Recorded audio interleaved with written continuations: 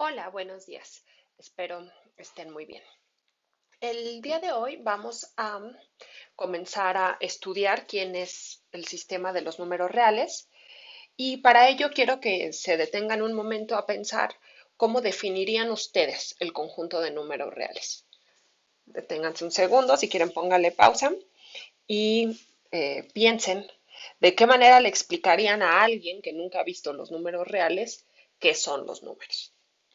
Y si esa pregunta está muy difícil, se las cambio por otra todavía más difícil, ¿qué son las matemáticas?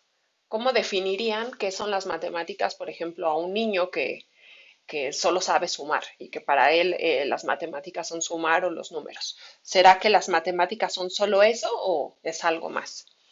Y si lo piensan un rato, van a empezar a encontrar un montón de cosas que también son matemáticas y no se pueden englobar en una definición simple como, pues son los números y las sumas. No, eso es quizás una parte de la aritmética, pero no son las matemáticas en general. Y bueno, ya que se dieron cuenta que estas dos preguntas están difíciles, se las cambio por una tercera, mucho más simple. ¿Cuánto es 11 más 16? Sí, pues yo creo que no se deben tardar en responder. 11 más 16 es 27. Y aquí, en esta pregunta, es donde esta otra va a cobrar mucha importancia. Una definición que me gusta, que escuché por ahí, la verdad no recuerdo el nombre del autor, no sé ni siquiera si eh, es de alguien conocido o de algún desconocido, pero es una definición que me gusta mucho de las matemáticas. Y la definición dice que las matemáticas son el estudio de las estructuras. ¿Y qué estructuras? Pues en realidad una estructura puede ser casi cualquier cosa. Eh, por eso, cuando yo les pregunto cuánto es 11 más 16, el matemático no debería responder 27, debería responder con una pregunta y la pregunta es ¿en qué estructura? Si estamos considerando el 11 y el 16 como números naturales, pues entonces sí es como lógico pensar que 11 más 16 es 27. Pero podría ser que estemos trabajando en otra estructura. Podría ser, por ejemplo, que 11 en realidad sea las 11 de la mañana y estemos trabajando con horas, ¿sí? Con las horas de un día. Entonces, si son las 11 de la mañana y le sumamos 16, pues ¿qué nos va a dar? En realidad nos va a dar las 3 de la mañana, ¿sí? Del día siguiente, si quieren. Pero a final de cuentas no podemos decir 27 porque 27 no existe en nuestra estructura en la cual estamos trabajando, que son las horas del día, y ahí hay como dos maneras de ponerlas, ya sea en un sistema de 12 horas o en un sistema de 24 horas. Como sea, 27 no existe y en este caso la respuesta correcta debió de haber sido 3 de la mañana en el caso en el que estamos trabajando la estructura de las horas de un día. Pero podría ser otra estructura y la respuesta podría ser otro número u otra cosa. Y esto nos lleva a pensar que esta pregunta, si se la plantea un matemático, pues no tiene respuesta única. Depende del sistema en el cual están trabajando. Pues muy bien. Eh, Regresamos a nuestra pregunta de qué son los números reales. Y antes de definirlos o de intentar definirlos y entenderlos, quisiera hacer como un recuento de las distintas formas que quizás ustedes ya conocen para entender el sistema de los números reales. La, Estoy casi segura que todo mundo en algún punto de la primaria eh, habló de los números reales como los puntos de una línea recta. ¿Sí? Había una historia ahí de una rana que saltaba y teníamos el 0, el 1, el 2, el 3, si eran muy avanzados también habían visto el -1, el -2, el -3 y después empezaban a haber fracciones. Y para definir los números reales, lo que uno hacía era dividir cada uno de estos intervalos entre dos números enteros, uno lo dividía en 10 partes y luego a su vez cada uno de estos intervalos lo volvía a dividir en 10 partes y entonces uno asociaba cada punto de la recta, le asociaba un objeto que denotábamos de la forma n punto a1, a2, a3 y así nos íbamos, donde n era un número entero y cada AI era un número entre el 0, bueno, que vivía en el conjunto formado por el 0, 1, 2, 3 y así hasta llegar al 9. ¿Sí? Los 10 dígitos que forman el sistema decimal. Y precisamente esta forma de definir los números reales era pues asociar los números reales a este sistema numérico decimal. ¿Sí? Muy bien. Y una vez que teníamos estos objetos, los objetos de esta forma, pues nosotros aprendíamos a sumarlos, a multiplicarlos, a dividirlos. Y había que tener cuidado, no sé si esto lo vieron, pero hay que tener mucho cuidado porque esta manera de definirlos no es única.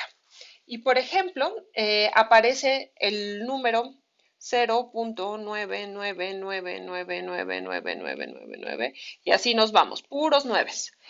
Y aparece el 1. Pues resulta ser que estos dos objetos que se escriben de una manera muy distinta en realidad son el mismo. ¿Sí? Entonces, bueno, aquí teníamos una primera dificultad, que no están, estos objetos no definen de manera única cada punto de la línea recta, pero bueno, era una aproximación bastante buena y es la que hemos estado manejando, yo creo, desde que aprendimos los números reales por primera vez en nuestra vida. Y está muy bien tener en nuestra cabeza esta idea del número real, pero hay que ser conscientes de que no está muy definido. Para empezar, ¿qué significa una línea recta? Si ustedes buscan las definiciones clásicas, por ejemplo, se van a los elementos de Euclides y buscan cuál es la definición de una línea recta, pues van a encontrar que bueno, primero define qué es una línea, lo define como una longitud sin anchura. Evidentemente no sabemos qué es una longitud y tampoco sabemos qué es anchura, pero más o menos nos da una idea ahí empírica de lo que significa una línea. Y después define una línea recta como aquella que yace por igual respecto de los puntos que están en ella. Eh, lo cual tampoco está muy claro porque no me han definido concretamente qué significa yacer por igual. Y esos puntos, pues, ¿quiénes son? ¿Cómo están? ¿Qué son? Buscan qué significa un punto y un punto dice es lo que no tiene partes. Entonces, con todas esas definiciones, que son un intento, digamos, eh, un intento sincero de tratar de sistematizar los objetos con los cuales estamos trabajando, de cualquier forma dejan muchas dudas. Una vez dicho esto, pues bueno, tenemos nuestra primera aproximación a lo que son los números reales, como los puntos que están en una línea recta. Hay un orden, hay una zona que son los números positivos y una zona que son los números negativos y luego está el cero por ahí. Pero y aunque estos objetos estamos muy familiarizados y sabemos cómo sumarlos y multiplicarlos, quizás hay algunos hoyitos por ahí que no nos quedan bien claros. Bueno, en todo caso, a mí no me queda, yo no estoy muy contenta con esta definición porque hay cosas ahí que no están completamente definidas. Otra forma de definir los números reales en realidad es una construcción, es mucho más elaborada, es como la completación de los números racionales. Vamos a hablar de esto mucho más a detalle más adelante, pero en este momento es bueno empezar a introducirlo. Entonces, la completación de los racionales, ¿qué significa eso? Pues a ver, pensemos otra vez en los griegos o en así en las primeras personas que empezaron a hacer matemáticas y el conjunto de los números naturales, pues no había duda quién era. Los números naturales están ahí, aparecen porque nosotros tenemos cabras, vacas y queremos contarlas. Luego este quizás es un poquito más complejo porque están estos números negativos que no sabemos bien qué onda, pero aparecen los números enteros. Y si sabemos quiénes son los naturales, entonces los enteros los podemos definir como el conjunto de naturales, unión, el cero, que puede o no ser un número natural, unión todos los objetos de la forma menos n con n en los naturales. Y ahí le preguntamos a la rana cómo se suman, cómo se multiplican, y tenemos este sistema de los números enteros. Luego aparecen los números racionales. Estos son los números racionales. ¿Y cómo los definimos? Pues es el conjunto de objetos de la forma m entre n, donde m es un entero, n es un entero, pero n hay que pedirlo distinto de cero. Muy bien. Y los griegos no tenían ningún problema en trabajar con estos objetos, eran así perfectamente naturales. En realidad a ellos les gustaba mucho pensar los números como un segmento de cierta longitud. Entonces, si tenemos este segmento de longitud m y lo dividimos en partes, pues digamos, en n partes iguales, pues este de aquí será m entre n, ¿sí? La longitud de este cachito. El problema ocurrió cuando encontraron que había números que no son de esa forma. Esto lo vamos a ver más adelante, pero piensen en un cuadrado de longitud 1 por 1. Bueno, de lado 1 por 1. La diagonal, según el teorema de Pitágoras, mide raíz de 2. ¿Sí? Bueno, si quieren raíz de 1 al cuadrado más 1 al cuadrado, pues es raíz de 2. Y resulta, les digo, lo vamos a ver más adelante, que raíz de 2 no es un número racional. Cuando los pitagóricos descubrieron esto, les da el patatús porque para ellos los números eran este conjunto.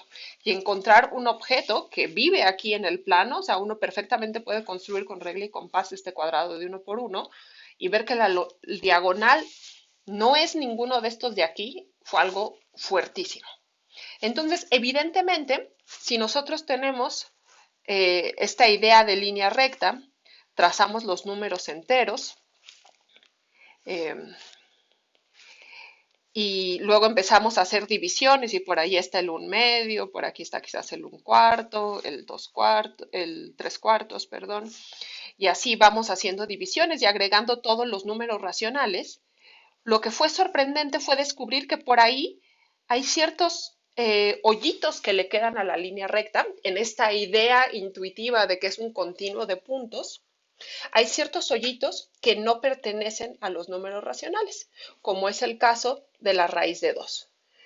Entonces, esto de la completación de los números racionales es agarrarse todos los números racionales y decir, pues los números reales son esos racionales, unión, todos estos puntitos que le faltan a la línea recta para estar completamente llena, ¿sí?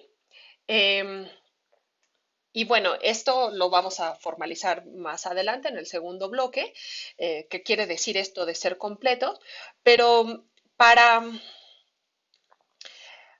para que entiendan un poquito qué quiere decir esto de que las rectas no tienen hoyo, quiero que piensen en los postulados de Euclides. Estoy segura que los matemáticos los están viendo en su clase de geometría moderna. A los que no son matemáticos les dejo de tarea que los busquen en la Wikipedia. Pero hay un postulado, son 5 postulados, y el quinto es muy importante. El quinto es lo que realmente define la geometría euclidiana, y en su forma clásica, o sea, hay muchas formas de nombrarlo, ¿no? Una es que por una recta, dada una recta y un punto fuera de la recta, pasa una única paralela por ese punto. Pero la manera en la que lo enunció Euclides no fue así. Dijo, si yo tengo 2 rectas y una transversal, de manera que los ángulos internos que forman las 2 líneas con la transversal suman menos de 180, entonces estas 2 rectas se van a cortar en algún punto. ¿Sí? Este es el quinto postulado. Muy bien. Pues eso En principio se nos hace como intuitivo, si quieren, porque decimos, ah, pues si yo tengo una línea recta,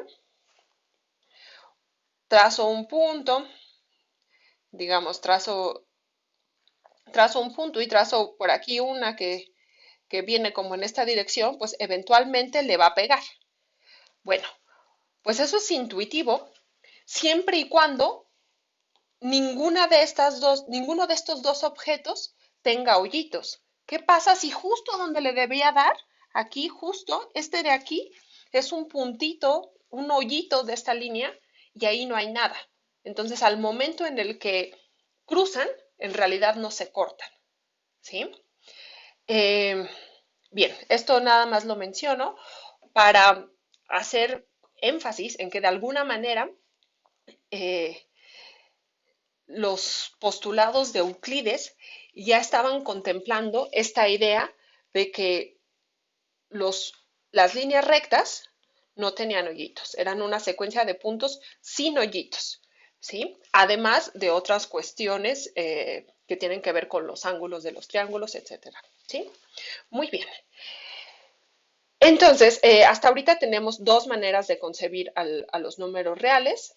Una es como el sistema decimal, que es el que nos enseñaron en la primaria.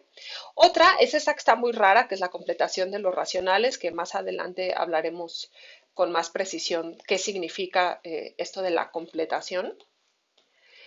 Y vamos a ver una tercera, que va a ser la forma en la que vamos a estar trabajando, que es una forma más axiomática. Es decir, los números, vamos a decir, los números reales son un conjunto que satisface esto, esto, esto y lo otro. Y con base en esos axiomas, nosotros vamos a construir todas las propiedades que ya conocemos. Entonces, esa otra manera es definir los números reales, perdón, como un campo ordenado y completo. ¿Qué significa esto? Pues lo vamos a ver paso a paso. Nos va a tomar varias semanas entender todo esto, pero se los voy aquí definiendo muy, muy escuetamente. Campo es una estructura, volvemos a esta palabra estructura, que son las matemáticas, es el estudio de las estructuras. Ah, bueno, pues campo es una de estas estructuras. Entonces, es una estructura algebraica en la que hay una suma y una multiplicación que satisface ciertos axiomas. Muy bien. Ordenado. Ordenado significa que hay un orden lineal, una relación de orden. Esas las relaciones, en general las van a ver en álgebra. Aquí vamos a ver nada más qué es este orden, ¿sí? Entonces hay un orden lineal. Y esto de completo, lo que significa es que no tiene hoyitos. ¿Y qué significa hoyitos? Pues lo vamos a ver con más detalle más adelante, pero necesitamos desarrollar ciertas herramientas para poder llegar a esto de aquí. Lo que vamos a hacer en las siguientes 2, 3 clases es definir qué significa este campo, es decir, cuál es esta estructura algebraica de los números de los números reales, y después vamos a ver qué significa esto del orden y las propiedades que se derivan de esta relación de orden que tienen los números reales. Ok, con esto acabo esta introducción y en el siguiente video comenzaremos directamente con esta parte de aquí.